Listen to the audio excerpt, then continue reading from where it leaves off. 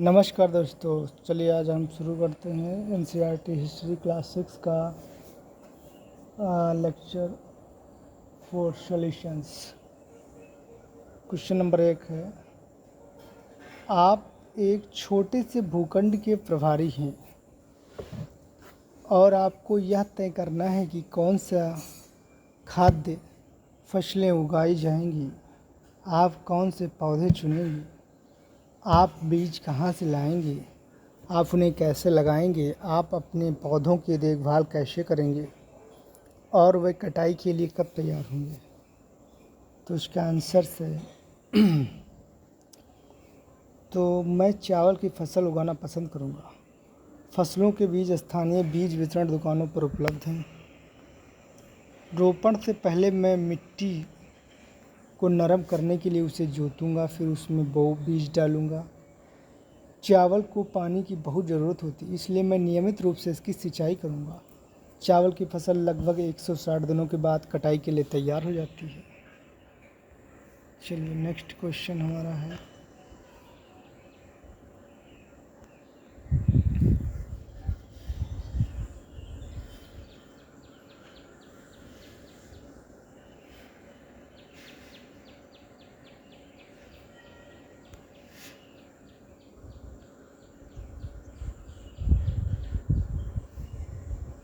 चलिए next question है, फसल उगाने वाले लोगों को लंबे समय तक एक ही स्थान पर क्यों रहना पड़ता है। तो आइए इसका आंसर जानते हैं, क्यों रहना पड़ता है। इसका आंसर है, फसल उगाने वाले लोगों को लंबे समय तक एक ही स्थान पर रहना पड़ता है क्योंकि फसलों को उगने और पकने में समय लगता है। फसलों को जानवरों से सुरक्षा की आवश्यकता है। पौधों को पानी देना बहुत ज़रूरी है, अन्यथा फसलें मर जाएंगी। मनुष्य को अपनी फसलों की देखभाल करने की आवश्यकता है। चलिए हमारा नेक्स्ट क्वेश्चन है, देखते हैं। पृष्ठ 25 पर दी गई तालिका को देखिए। यदि नैनो चावल खाना चाहती थी तो उसे किन स्थानों पर जाना चाहिए था। तो देखते हैं कहाँ जाएगी नैनो जहाँ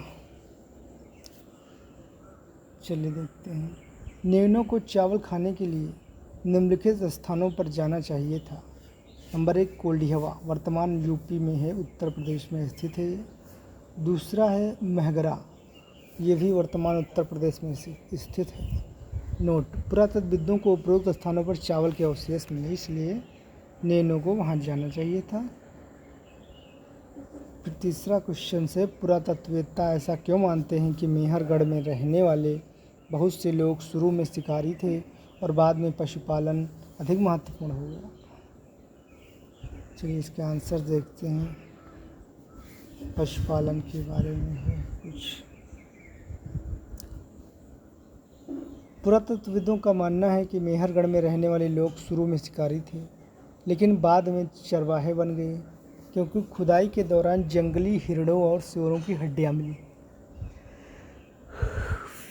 जिससे पता चलता है कि वे शिकारी थे। आगे की खुदाई में बकरियों और भेड़ों जैसे पालतू जानवरों के कंकाल मिले हैं, जिससे पता चलता है कि वे जानवरों को चराना शुरू कर देते थे। नोट, मेहरगढ़ वर्तमान पाकिस्तान में स्थित है। यह ईरान के लिए सबसे महत्वपूर्ण मार्गों में से एक था। चलिए नेक्स्ट क्वेश्चन देखते हैं। अब इसमें देखते हैं, सत्य असत्य कथन बताइए।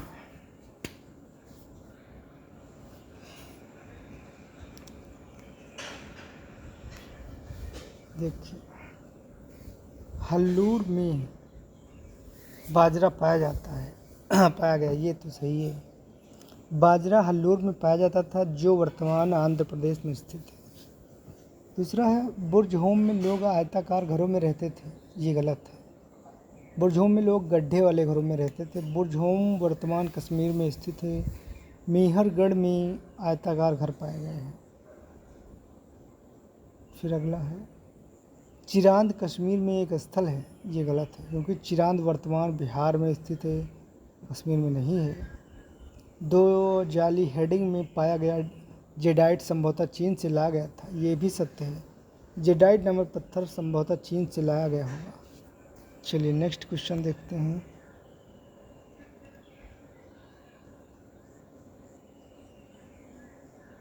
ये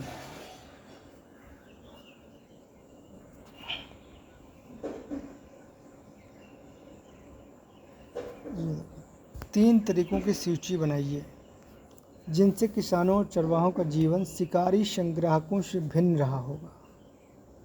तो हम बनाते हैं सूची। किसानों और चरवाहों का जीवन शिकारियों संग्राहकों से निम्नलिखित तरीकों से भिन्न था।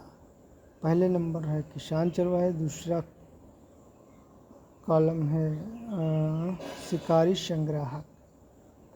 तो हमारा फर्स्ट है वह लंबे समय तक एक ही स्थान पर रहे। किसान और चरवाहे, शिकारी लंबे समय तक एक स्थान पर नहीं रुके, वह चलते रहे। किसान क्या करते हैं, वे अपना भोजन स्वयं उगाते थे।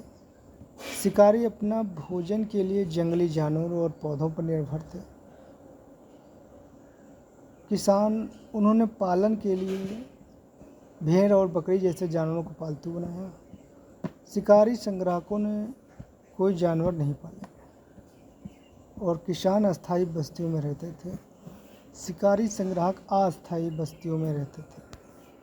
चलिए नेक्स्ट क्वेश्चन हमारा है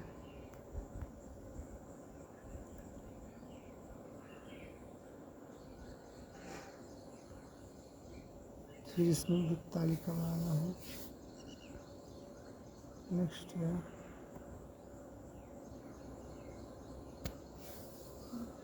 तालिका पृष्ठ 25 में बताए गए सभी जानवरों की सूची बनाएं। प्रत्येक के लिए वर्णन करें कि उनका उपयोग किस लिए किया गया होगा। तो इसमें हम जानवर है और प्रयोग, तो बकरी का प्रयोग करेंगे दूध, मांस और त्वचा के लिए। भेड़ का त्वचा, मांस और ऊन के लिए। फिर है मवेशी का इस्तेमाल हम दूध, खेतों में मिट्टी पलटना, मांस के लिए। भैंस का दूध जुताई, चमड़ा, गोबर खाद के रूप में। सूअर का मांस के यूज के लिए। कुत्ता को बकरियों और भेड़ों के झुंड की देखभाल करेंगे। बैल की जुताई के लिए। चलिए नेक्स्ट है अपने द्वारा खाए जाने वाले अनाजों की सूची बनाइए। तो देखते हैं कौन से अनाज हम लोग खाते हैं, कौन से सीरियल्स। तो हमारे द्वारा खाए जाने वाले अनाज की सूची है गेहूँ, मक्का, राई, बाजरा, चावल। अनाज से तात्पर्य घास के उन दानों से है जो खाने योग्य होते हैं, उदाहरण के लिए गेहूँ और चावल। चलिए हमारा नेक्स्ट क्वेश्चन देखते हैं। अब इसमें देखिए चार्ट के थ्रू समझाना है कुछ। क्या आप उत्तर 7 में बताए गए अनाज उगाते हैं? तो उन्हें उगाने के चरणों को दर्शाने के लिए एक चार्ट बनाएं। यदि नहीं तो यह दर्शाने के लिए एक चार्ट बनाएं कि ये अनाज उन्हें उगाने वाले किसानों से आप तक कैसे पहुँचते। यदि हाँ तो हाँ, मेरा परिवार अपने खेतों में चावल उगाता है। उगाने के चरण नीचे दिए गए हैं। नंबर 1 है खेतों की तैयारी। चावल की रोपाई से पहले हमें खेतों की जुताई करके उन्हें तैयार करना चाहिए। इससे मिट्टी नरम हो जाती है और पानी सोखने और बनाए रखने में सक्षम हो जाती है। चावल की वृद्धि के चरण देखते हैं। बुआई से तात्पर्य खेतों में बीज बोने से है। खा नंबर है अंकुरण। बुआई के बाद बीज से पौधा निकलता है, इस प्रक्रिया को अंकुरण कहते हैं। अंकुरण या चावल की फसल के जीवन की शुरुआत है। फिर गा नंबर है पकना। कुछ महीनों के बाद चावल की फसल पकने लगती है, अब वो काटने के लिए तैयार है। कटाई, इसका तात्पर्य चावल की फसल के पकने के बाद उसे काटने और पैकेजिंग करने से है। फिर दूसरा है यदि हम नहीं उगाते। नहीं, मेरा परिवार अनाज नहीं उगाता है। अनाज खेतों से हमारे घर तक निम्नलिखित चरणों में पहुंचता है।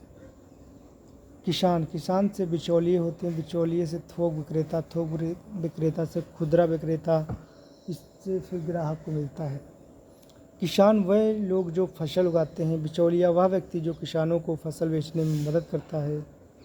फिर थोक विक्रेता वह व्यक्ति जो भारी मात्रा में फसल खरीदता है। खुदरा विक्रेता आपके इलाके के स्थानीय दुकानदारों को खुदरा विक्रेता कहा जाता है। ग्राहक हमारे जैसे लोग जो भोजन का उपभोग करते हैं, हम खुदरा विक्रेता से अनाज खरीदते हैं। चलिए नेक्स्ट क्वेश्चन देखते हैं। चलिए